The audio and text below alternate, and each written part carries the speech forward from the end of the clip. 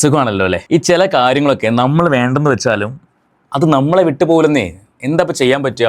എനിക്ക് തോന്നുന്നു ഇന്നലെ തൊട്ട് നമ്മുടെ ബിൻസിമോൾ PR കൊടുത്തിട്ടുണ്ടോ എന്ന് എനിക്കറിയില്ല. പക്ഷേ ബിൻസിമോളെ സ്നേഹിക്കുന്ന, ബിൻസിമോളെ അത്രമാത്രം ആത്മാർത്ഥമായിട്ട് ആരാധിക്കുന്ന കുറച്ച് ആൾക്കാർ നമ്മുടെ കമൻറ്റ് ബോക്സിൽ കയറി ഇറങ്ങി ഓരോന്നും പറയുന്നുണ്ട്. സംസാരിച്ചോട്ടെ, കുഴപ്പമില്ല. കാരണം ബിൻസിമോളെ അനാവശ്യമായിട്ടൊന്നും പറഞ്ഞിട്ടില്ല. ബിൻസിമോൾ വന്ന് ഇൻ്റർവ്യൂവിൽ ഇരുന്നിട്ട് അല്ലെങ്കിൽ പോഡ്കാസ്റ്റ് ഇരുന്നിട്ട് പറയുന്ന തോന്നിവാസങ്ങളെ എടുത്തു വെച്ച് സംസാരിക്കാൻ മാത്രമേ ഞങ്ങളൊക്കെ ചെയ്തിട്ടുള്ളൂ. ഞാൻ ഉൾപ്പെടെ റിയാക്ഷൻ വീഡിയോ ചെയ്യുന്ന ആൾക്കാർ ചെയ്തിട്ടുള്ളൂ. അതിൽ ഓരോരുത്തരും അവരവരുടെ ശൈലിയിൽ സംസാരിക്കും എന്ന് മാത്രം. ഇന്നും നമുക്ക് സംസാരിക്കാനുള്ളത് ബിൻസിമോളെ കുറിച്ച് തന്നെയാണ്. ഞാനിത് എടുക്കേണ്ട വിട്ട വിഷയമാണ്. കഴിഞ്ഞ ദിവസം നിങ്ങൾ എല്ലാവരും കണ്ടു കാണും ബിൻസിയുടെ ഒരു വീഡിയോ. ബിൻസിയുടെ മാത്രമല്ല, മറ്റൊരാളുടെയും കൂടി. ഞാൻ അയാളുടെ പേരൊന്നും പറയുന്നില്ല. അവരുടെ ഒരു വീഡിയോ ഒക്കെ പുറത്ത് വന്നു. അത് പിന്നെ ഏതൊക്കെയോ ചാനലിൽ നിന്ന് അത് മാറ്റുകയൊക്കെ ചെയ്തു. അങ്ങനെ കുറേ സംഭവങ്ങൾ നടക്കുന്നുണ്ട്. ബിൻസിമോള് ഇന്നലെ അതുലിൻ്റെ ചാനലിൽ വന്ന വീഡിയോയുടെ താഴെ ഒരു കമൻറ്റ് വന്നിട്ടുണ്ടായിരുന്നു. ആ കമൻറ്റ് ഞാനത് വായിക്കാം. അതിന് മുൻപായിട്ട് നിങ്ങൾ ഈ ചാനൽ ആദ്യമായിട്ടാണ് കാണുന്നെങ്കിൽ ഒന്ന് സബ്സ്ക്രൈബ് ചെയ്തേക്കണേ. അതോടൊപ്പം ആ ബെല്ലൈക്കൺ ഓൾ ഓപ്ഷൻ എനേബിൾ ചെയ്ത് ആ ഹൈപ്പൊക്കെ ഒന്ന് കൊടുക്കുകയാണെങ്കിൽ നമുക്ക് ഈ വീഡിയോ കുറച്ചധികം ആൾക്കാരിലേക്ക് എത്തും. കാരണം ബിൻസിമോൾ ഇത് നിർത്താൻ ഉദ്ദേശമില്ലെന്ന് എനിക്ക് തോന്നുന്നത്. സോഷ്യൽ മീഡിയയുടെ ഒരു സ്ട്രെങ്ത് നമുക്ക് എല്ലാവർക്കും അറിയുന്ന കാര്യമാണ്. സോഷ്യൽ മീഡിയയിലുള്ള ആരെയെങ്കിലുമൊക്കെ ചൊറിയാൻ പോകുമ്പോൾ എവിടുന്നെങ്കിലുമൊക്കെ ഏതെങ്കിലും വഴി കൂടെയൊക്കെ പണികൾ വരും. ബിഗ് ബോസ് കഴിഞ്ഞ് ഇറങ്ങിയിട്ട് വേറെ ആർക്കും ഇല്ലാത്ത രീതിയിലുള്ള ഇന്റർവ്യൂ കൊടുക്കലാണ് ബിൻസിക്ക്. അതിന് കാരണം ബിൻസി തന്നെ വളരെ വ്യക്തമായിട്ട് നമ്മളോട് സംസാരിക്കുന്നുണ്ട്. നമുക്ക് ആ വീഡിയോ ഒക്കെ കാണാം. പക്ഷേ ബിൻസി ചെയ്തുകൊണ്ടിരിക്കുന്നത് വളരെ മോശമാണ്. ബിൻസിക്ക് ബിൻസിയുടെ കാര്യം പറയാം. ഇപ്പോൾ ചാനലുകാർ ചോദിക്കുകയാണ്, മറ്റുള്ള ആൾക്കാരെ കുറിച്ച് ചോദിക്കുമ്പോൾ അയ്യോ എനിക്കത് പറയാൻ താല്പര്യമില്ല എന്ന് പറഞ്ഞ് വേണമെങ്കിൽ ഒഴിഞ്ഞു മാറാം. ഞാനിത് പറയാൻ കാരണം മറ്റ് കണ്ടസ്റ്റൻസ് ആരും ഇതുപോലെ ഓടി നടന്ന് ഇന്റർവ്യൂ കൊടുക്കാനോ അല്ലെങ്കിൽ മറ്റ് കണ്ടസ്റ്റൻസിനെ കുറിച്ച് അനാവശ്യം പറയാനോ ഒന്നും ഇപ്പോൾ നിൽക്കുന്നില്ല. ഇപ്പോൾ ബിൻസി മാത്രമാണ് ഇത് ചെയ്യുന്നത്. ഇപ്പോൾ വിന്നറായ അനുമോൾ ആയിക്കോട്ടെ, അനീഷ ആയിക്കോട്ടെ, അല്ലെങ്കിൽ മറ്റ് കണ്ടസ്റ്റൻസ് ആയിക്കോട്ടെ. ഇപ്പോൾ ഷാനവാസ് ഒരു ഇന്റർവ്യൂ കൊടുത്തു, ജിഷിൻ ഒരു ഇന്റർവ്യൂ കൊടുത്തു, അതുപോലെ മറ്റെല്ലാവരും, അക്ബർ ആയിക്കോട്ടെ, എല്ലാവരും, നെവിൻ ആയിക്കോട്ടെ. എനിക്ക് ജമ്മായിട്ട് തോന്നിയൊരു വ്യക്തിയാണ് നെവിൻ എന്ന് പറയുന്നത്. നെവിനോട് അനുമോളെ കുറിച്ച് എന്താ അഭിപ്രായം ചോദിച്ചപ്പോൾ നെവിൻ വളരെ കാര്യമായിട്ട് അനുമോളുടെ PR-നെ കുറിച്ചൊക്കെ ചോദിച്ചപ്പോൾ വളരെ കാര്യമായിട്ട് സംസാരിച്ച് ആ വിഷയം നൈസായിട്ട് ടാക്കിൾ ചെയ്ത് വിട്ടു. അപ്പോൾ അയാളൊക്കെ ഒരു ജമ്മാണ്, ശരിക്കും വ്യക്തിത്വമുള്ള മനുഷ്യനാണ്, പറയാതിരിക്കാൻ വയ്യ. അപ്പോൾ ഇവരെ എല്ലാം കടത്തി വെട്ടിക്കൊണ്ടാണ് ബിൻസി ആകെ 2 ആഴ്ച ബിഗ് ബോസ് ഹൗസിൽ നിന്നിട്ടുള്ളൂ. ആ ബിൻസി ഓടി നടന്ന് ഇന്റർവ്യൂ കൊടുക്കുന്നു. ഈ മോണിറ്ററി ബെനിഫിറ്റ് ഇല്ലാതെ ആരൊന്നും ചെയ്യത്തില്ലല്ലോ, നമ്മളും ചെയ്യത്തില്ല. പിന്നെ നമ്മളെ മാത്രം വന്ന് തെറി പറയുന്നത് എന്തിനാണെന്ന് എനിക്ക് മനസ്സിലാവുന്നില്ല. ബിൻസി ഓടി നടന്ന് ഇന്റർവ്യൂ കൊടുത്ത് അനുമോളെയും അനുമോളുടെ PR-നെയും കുറിച്ച് പറയുമ്പോൾ അതെന്താ കൊള്ളാത്തത്? എന്തിനാണ് ബിൻസി ഇങ്ങനെ ഓടി നടന്ന് ഇന്റർവ്യൂ കൊടുക്കുന്നത്? അതൊന്ന് കണ്ടു നോക്കാം. അതിന് മുൻപായിട്ട് ഞാൻ ആ കമന്റ് ഒന്ന് വായിക്കാം. അതുലിന്റെ ചാനലിൽ ബിൻസി ഇട്ടൊരു കമന്റാണ്. ഉളുപ്പില്ലാത്ത കുറേ എണ്ണം ഇതുപോലെ മറ്റുള്ളവരെ വെച്ച് കോണ്ടന്റ് ഉണ്ടാക്കി ജീവിക്കുന്നു. ബിൻസി ഓരോ ചാനലിൽ കയറി ഇറങ്ങിയിട്ട് ചാനലുകാർ ചോദിക്കുന്ന ചോദ്യങ്ങൾക്ക് മറുപടി പറയുമ്പോൾ അതും മറ്റുള്ളവരെ കുറിച്ചല്ലേ പറയുന്നത്. ബിൻസിയെ കുറിച്ച് പറയുന്നതിനേക്കാൾ കൂടുതൽ പറയുന്നത് അനുമോളെ കുറിച്ചാണ്, അനുമോളുടെ PR-നെ കുറിച്ചാണ്. പിന്നെ ബാക്കിയെല്ലാം ബിൻസി പിന്നെ സ്റ്റാറാണ്, മാസ് ആയിരുന്നു ബിഗ് ബോസ് ഹൗസിനകത്ത്. ബാക്കിയുള്ളവരെല്ലാം മരവാഴകളുമായിരുന്നു. ഇതാണ് ബിൻസിയുടെ ഒരു രീതി. ബാക്കി വായിക്കാം. അവൻ്റെ തംബ്നെയിൽ കണ്ടില്ലേ? എടാ ഇമ്മാതിരി ഊളത്തരം കണ്ട് ഞാൻ കരയത്തില്ല. കരയുന്നത് ബിൻസി അല്ല, ഞാൻ നേരത്തെ പറഞ്ഞ അയാളും അയാളുടെ ഫാമിലിയുമാണ്. അതിവർ ചെയ്തോ ചെയ്തില്ലയോ അതല്ല ഇവിടുത്തെ വിഷയം. പക്ഷെ ഒരു കാര്യം കാണുമ്പോൾ യൂട്യൂബിൽ വീഡിയോ ചെയ്യുന്ന ആൾക്കാരെടുത്ത് വെച്ച് സംസാരിക്കും. എല്ലാവർക്കും ഇതെല്ലാം കോണ്ടന്റുകൾ തന്നെയാണ്. ബിൻസിയുടെ കോണ്ടന്റ് എന്ന് പറഞ്ഞാൽ അനുമോളാണ്. അനുമോളെ കുറിച്ച് പറഞ്ഞാൽ മാത്രമേ ബിൻസിയെ ഇന്റർവ്യൂവിന് ആൾക്കാർ വിളിക്കത്തുള്ളൂ. അതുകൊണ്ട് ബിൻസി ഏത് ഇന്റർവ്യൂവിൽ പോയാലും അനുമോളും അനുമോളുടെ PR-നെ കുറിച്ച് പറഞ്ഞു മെഴുകുന്നുണ്ട്. ബാക്കി കഷ്ടം. ഇതിനൊക്കെ റിയാക്ട് പോലും ചെയ്യാൻ താല്പര്യമില്ല. പിന്നെ ഈ കമന്റ് എന്താണാവോ? റിയാക്ഷൻ അല്ലേ? ബിൻസിക്കുണ്ടായ റിയാക്ഷൻ അല്ലേ? എയറിലാണെങ്കിലും ഇല്ലെങ്കിലും ഐ ഡോണ്ട് കെയർ. ഇതാണ് ആറ്റിറ്റ്യൂഡ്. എങ്ങനെയായാലും റീച്ച് ഉണ്ടാവണം. നെഗറ്റീവ് ആയിക്കോട്ടെ, പോസിറ്റീവ് ആയിക്കോട്ടെ. അതിനകത്ത് ബാധിക്കപ്പെടുന്ന മറ്റൊരാളുണ്ടെന്നും അയാളുടെ കുടുംബം ഉണ്ടെന്നും ബിൻസി ചിന്തിക്കുന്നില്ല. ബിൻസിയെ മാത്രമല്ല അഫക്ട് ചെയ്യുന്നത്, ബിൻസിയുടെ പേര് പറഞ്ഞ് സംസാരിക്കുന്ന ആ ഒരു വ്യക്തിയും കൂടി അഫക്ട് ചെയ്യും, അയാളുടെ ഫാമിലി അഫക്ട് ചെയ്യും, അവരെയും കൂടി അഫക്ട് ചെയ്യുന്ന ഒരു വിഷയമാണിത്. അപ്പൊ ഇനി എന്തിനാണ് ബിൻസി ഓടി നടന്ന് ഇന്റർവ്യൂ കൊടുക്കുന്നത്? നമുക്ക് അതൊന്ന് കണ്ടു നോക്കാം. ഞാൻ പലപ്പോഴും ആലോചിച്ചു. കാരണം മറ്റൊരു കണ്ടസ്റ്റൻസിനും ഇല്ലാത്ത പോലെ ഒരു ഇന്റർവ്യൂ കോളൊക്കെയാണ് ബിൻസിക്ക് വരുന്നത്. എനിക്ക് തോന്നുന്നു ഇറങ്ങിയതിനു ശേഷം ബിൻസി ഒരുപാട് ഇന്റർവ്യൂ കൊടുത്തിട്ടുണ്ട്. അവിടെ എല്ലാം സംസാരിക്കാനുള്ള 4 വിഷയങ്ങൾ ഞാൻ കഴിഞ്ഞ വീഡിയോയിലും പറഞ്ഞിട്ടുണ്ടായിരുന്നു. 1 ചാച്ചൻ്റെ ഓട്ടോ, 2 മസ്താനി വിഷയം. ഈ മസ്താനി വിഷയം എന്ന് പറയുന്നത് ശരിക്കും പറഞ്ഞാൽ പുറത്തുള്ള വിഷയമാണ്. മസ്താനി വർക്ക് ചെയ്തിരുന്ന ചാനലിനകത്തുള്ള ഇന്റർവ്യൂവിൽ നടന്നൊരു വിഷയമാണ്. അത് അകത്ത് പോയിട്ട് സംസാരിക്കേണ്ട യാതൊരു ആവശ്യം ബിൻസിക്കില്ല. മസ്താനിയെ പുറത്ത് വെച്ച് സംസാരിക്കാവുന്ന വിഷയമാണ്. പക്ഷേ ബിൻസിക്ക് അവിടെ വേറെ കോണ്ടന്റ് ഒന്നും ഇല്ല. റീ എൻട്രി പോയ സമയത്ത് ബിൻസി വിചാരിച്ചു ഞാൻ ഫസ്റ്റ് ഡേ ആണ് ബിഗ് ബോസ് ഹൗസിലെന്ന് വിചാരിച്ചു. ഡയറക്റ്റ് ഫൈനലിലേക്ക് പോകുന്നൊക്കെ ബിൻസി വിചാരിച്ചിട്ടുണ്ടാവും. അതുകൊണ്ടാണ് അവിടെ അമ്മ അതൊരു ഷോ കാണിച്ചത്. ആ ഷോ ആർക്ക് ഗുണമായി? മസ്താനിക്ക് ഗുണമായി. ഓക്കെ. ഇനി മൂന്നാമതൊരു കോണ്ടന്റ് എന്ന് പറയുന്നത് ബിൻസിയുടെ കോണ്ടന്റ് എന്ന് പറയുന്നത് എനിക്ക് തോന്നുന്നു ഈ പറയുന്ന വ്യക്തിയുമായിട്ടുള്ള ആ ഒരു കോംബോ വിഷയം. അപ്പോൾ ഈ കാര്യങ്ങൾ മാത്രമേ ബിൻസിക്ക് എന്ത് ചെയ്യാനുള്ളൂ, ഇന്റർവ്യൂവിലും പറയാനുള്ളൂ. ചാനലുകാർക്ക് വേണ്ടതും ഇതൊക്കെ തന്നെയാണ്. പിന്നെ അനുവിൻ്റെ PR പറയാൻ പറ്റുപോയി. അനുവിൻ്റെ PR അതാണ് മെയിൻ ചാനലുകാർക്ക് വേണ്ടത്. അപ്പം മറ്റുള്ളവരൊന്നും അത് പുറത്ത് സംസാരിക്കുന്നില്ല, ബിൻസി മാത്രമാണ് സംസാരിക്കുന്നത്. അതുകൊണ്ട് ചാനലുകാർ എന്ത് ചെയ്യുന്നു, ബിൻസിയെ തന്നെ കണ്ടിന്യൂസ് ആയിട്ട് വിളിച്ചുകൊണ്ടിരിക്കുന്നു. ഇതാണ് സംഭവം. അപ്പോൾ നമുക്ക് ബിൻസി എന്തിനാണ് ഇങ്ങനെ ഇന്റർവ്യൂ കൊടുക്കുന്നത്? കഴിഞ്ഞ ദിവസം ബിൻസി ഒരു ലൈവ് വന്നിട്ടുണ്ടായിരുന്നു, കേൾക്കാം.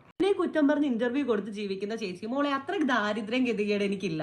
എന്റെ അടുത്ത് ക്വസ്റ്റ്യൻ ചോദിക്കുന്ന ആങ്കറിനുള്ള മറുപടിയാണ് ഞാൻ കൊടുക്കുന്നത്. ക്വസ്റ്റ്യൻ ചോദിക്കുന്ന ആങ്കറിനോട് സംസാരിക്കാൻ താല്പര്യമില്ലാത്ത ക്വസ്റ്റ്യൻ ആണെങ്കിൽ ബിൻസിക്ക് അത് അവോയ്ഡ് ചെയ്യാം. എനിക്കത് എന്നോട് ചോദിക്കാതെ എനിക്കത് താല്പര്യമില്ല.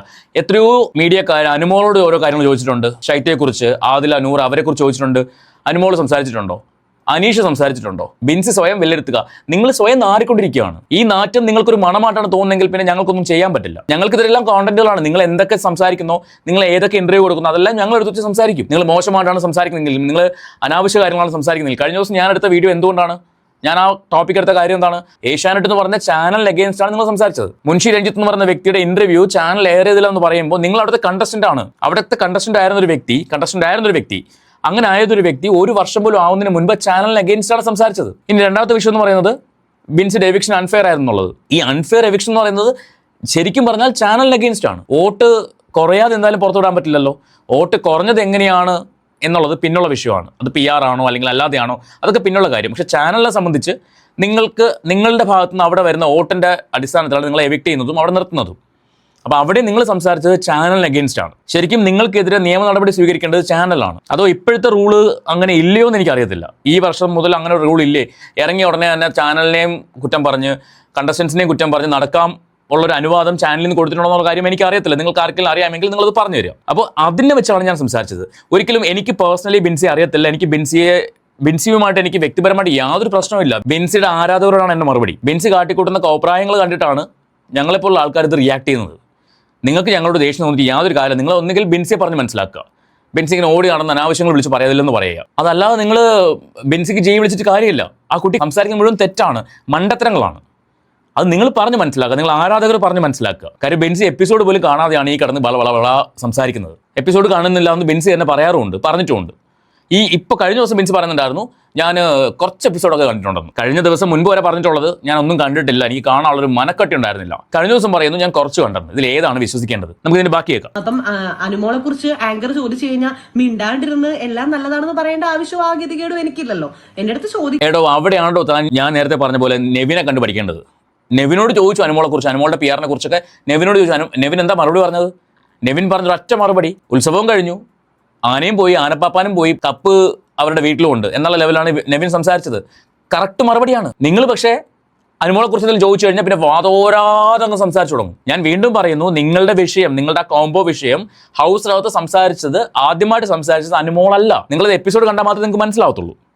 ആദ്യമായിട്ട് സംസാരിച്ചത് നിങ്ങളുടെ ഗ്രൂപ്പ് തന്നെയാണ്. ജിസേൽ, സരിക, രന ഫാത്തിമ, ആര്യൻ, നിങ്ങളുടെ കൂടെ ഉണ്ടായിരുന്ന വ്യക്തി നടുക്കിരിക്കുന്നു.